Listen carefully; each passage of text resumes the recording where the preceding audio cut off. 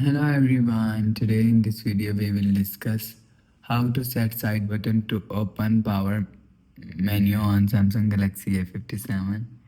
Let's start the video. First of all, go to app library. Here click on settings app.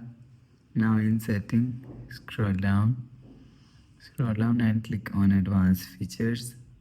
After click on advanced features, scroll down and click on side button. After click on side button, click on long press. After click on long press, so if you want to set side button to open power menu, so click on power off menu, go back and just click and hold side power button and you will see long press and power menu is open. After the process, go back to home screen. So that's how you can set side button to open power menu on Samsung Galaxy 57.